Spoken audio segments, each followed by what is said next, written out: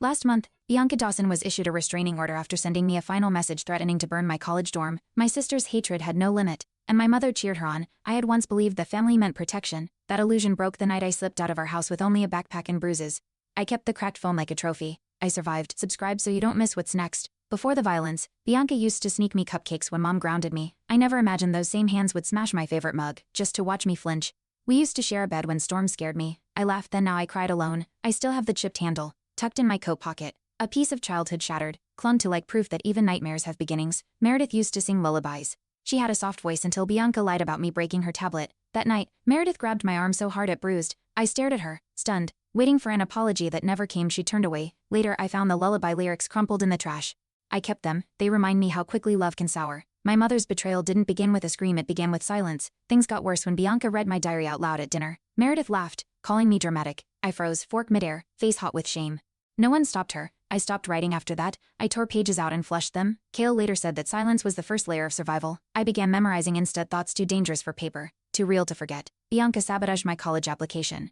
Deleting my essay while I was at school, Meredith said I must have forgotten to save it. I knew better. I cried quietly that night, but Kayla taught me to screenshot everything. I started backing up every document, sending drafts to myself. Fear made me methodical. Each file saved was a small act of defiance. My education was my ticket out. Meredith started hiding food. I came home to empty cabinets, but Bianca's snacks were untouched. When I confronted them, Meredith snapped, "Maybe if you helped around here, you'd eat." I skipped meals, then school. Thomas Reyes noticed the weight loss when I moved in. He handed me a protein bar and didn't ask questions. That small kindness shattered the shame. Survival wasn't just silence, it was noticing who noticed. They took my phone one weekend, saying I don't need distractions. I missed a volunteer shift at the church. Pastor Renee called the house. Bianca answered, said I quit. When I finally showed up, Renee hugged me and handed me a spare key to the youth center. "You always have somewhere," she whispered. That key stayed on my chain. It was the first door that opened just for me. One morning, my laptop was gone. Bianca smirked, said I must have lost it. Meredith rolled her eyes. I filed a police report that afternoon from the public library. Kayla messaged, "That's how you reclaim your story." I started writing essays on the library computers, saving them to cloud storage. Loss no longer stopped me, it pushed me forward. Every stolen item became a reason to keep going, not give in. The night I left, Bianca blocked the door, phone in hand. "Try it." She hissed. Meredith stood behind her, silent. I grabbed my backpack, shoved past them. Bianca grabbed my hoodie, ripped it. I kept walking and my heart thudded in my ears. Breath shallow. On the sidewalk, I texted Kayla one word out. She replied with the shelter's address. That night, I didn't cry. I stared at the cracked phone. Proof survival beginning. At the shelter, I met Kayla face to face. She handed me clean clothes and a lavender quilt. "You made it," she said. Like surviving deserved applause that night under fluorescent lights.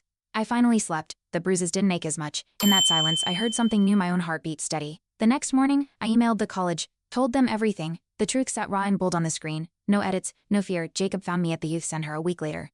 He knelt down beside me, voice cracking. "I didn't know. I'm sorry." I didn't flinch. I looked him in the eye and said, "Now you do." He didn't try to fix it, he just stayed. We sat in silence. His presence didn't erase the pain, but it reminded me I wasn't alone anymore. Sometimes, strength looked like letting someone stay without needing to explain. At group therapy, I read a poem I wrote. My voice shook, but I didn't stop. Meredith's voice used to drown mine out. That day, mine echoed. Kayla squeezed my hand. "You claimed your sound." She whispered, "I still keep that paper in my wallet." The ink slightly smudged. It wasn't about forgiveness, it was about voice. I wasn't healing to be quiet again. I was healing to speak. Out, true, whole. I thought things would quiet down, but then Bianca showed up at the shelter, claiming she wanted to apologize. Kayla pulled me aside, voice firm. "She's not here for you." I believed her. Bianca handed me a letter. I didn't open it. I returned it, untouched. That night, I slept with the lavender quilt tighter. Not every knock deserved answering.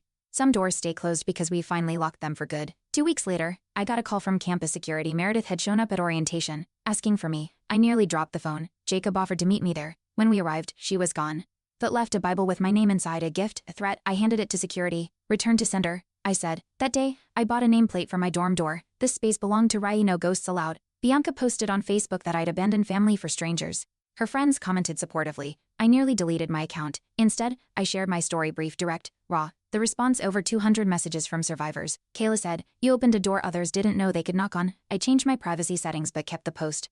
My story wasn't shame, it was power. Silence protected them, speaking protected me. One night, I found a voicemail from Meredith. She sounded drunk. "You'll regret this," she slurred. I didn't play it twice. I forwarded it to my attorney. Pastor Renee prayed with me that night. Her hands warm over mine. "They hate what they can't control," she said. I saved that message not as a wound but as a boundary. I wasn't scared anymore. I was alert, prepared, choosing peace over chaos every time. The shelter invited me to speak at their gala.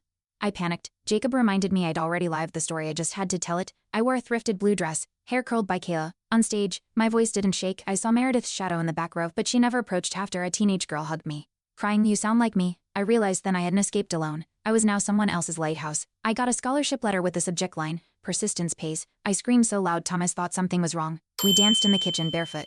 Laughing later, I lit a candle and burned the last email Meredith had sent. The ash curled delicately. I flushed it. Symbolic maybe, necessary? Absolutely. That letter wasn't closure, it was rebirth. I had paid the price in scars. Now I was collecting rewards written in freedom. Kayla gave me a keychain engraved with chosen family. She said, "It's not about blood, it's about showing up." I held it tight. That night, we cooked spaghetti in the communal kitchen and sang along to old pop songs. I used to dread dinner. Now, it felt sacred. I hung the keychain next to my youth center key. Together, they clinked softly, a new kind of music. A reminder some families are built, not born. Meredith sent a letter to the college, accusing me of theft. Campus admin called me in. My hands shook, but I had documentation. Screenshots, statements, the truth spoke louder. They dismissed the claim and flagged her as a potential threat. Afterward, I added another password to my files. Jacob said, "Paranoia is just experience with a memory." I called it vigilance. The attack didn't break me, it reaffirmed how far I'd come. At a student art show, I displayed a photo of my childhood bedroom, bare, cold, symbolic. A note beside it read, "What survival look like?" A professor approached, misty-eyed. "Thank you," she whispered. "My sister needed this." That night, I realized the story wasn't just mine, it was a mirror for others. My past wasn't shame, it was testimony. And every time I told it, I built a bridge, not just a wall. Jacob and I took a weekend trip to the coast. I stood at the edge of the pier, wine tangling my hair. "You're not her shadow," he said softly. I didn't answer, I just kissed him. That night, I journaled by flashlight, writing about peace like it was a foreign country I'd finally reached. No return ticket. The ocean didn't scare me anymore. I was no longer drowning, I was learning how to swim. Bianca sent flowers to my dorm mail card.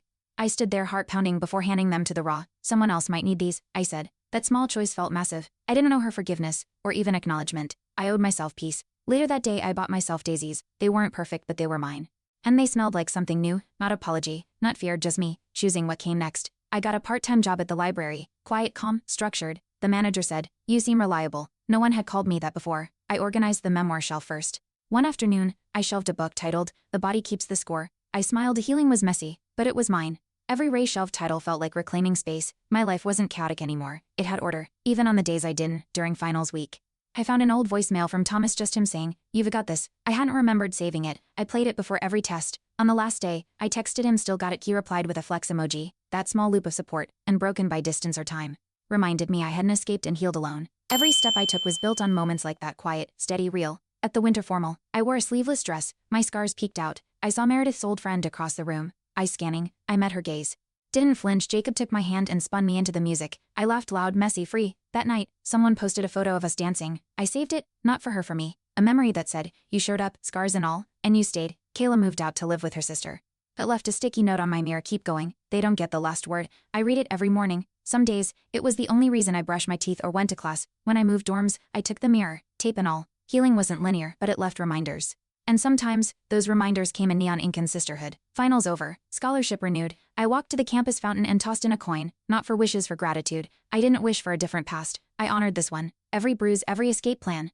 Every lavender-scented night, I wore my keychains like armor. I'd built something, not just a new life but a new Riley. Whole, loud, unapologetic. I didn't escape them, I became someone they could never again define. Looking back, the lavender quilt wasn't just warmth, it was safety made visible. Each frayed edge a thread of survival. I bring it to every new space. My old bruises have faded, but I trace them mentally, like a map of where I've been. Jacob once asked if I'd ever forgive them. I said maybe, but I'd never forget, because forgetting erases the growth. And I'm still blooming, even in scarred soil. Sometimes I wonder who I'd be if the abuse never happened. Then I see myself holding the mic at another survivor meeting. Hear someone say, "You helped me speak." I realize it doesn't matter. I like who I am now. Not because of the pain, but in spite of it. I'm not just surviving, I'm guiding. That cracked phone still lives in my drawer, not as a relic of fear, but as proof I endured. Bianca violated the restraining order again. This time, she got 6 months probation and mandatory counseling. I didn't attend the hearing. My attorney handled it. Instead, I baked muffins with Pastor Renee and Kayla. We donated them to the shelter. That felt like justice, not the courtroom. Meredith never reached out again. Her silence a gift. My world was quieter now, filled with kindness and control. I chose my peace over petty victories. That was my power. On graduation day, I wore a lavender ribbon on my gown. Kayla cheered loudest. Jacob held my hand. Pastor Renee cried. I spotted Thomas in the back, mouthing, "You did it." After the ceremony, I framed that cracked phone beside my diploma. Not as trauma but triumph. I didn't just earn a degree, I rewrote my legacy. One built on choice, truth and strength. I didn't need their validation. I had my own, and it was enough. Thanks for watching. Hit subscribe to check out more stories on my channel.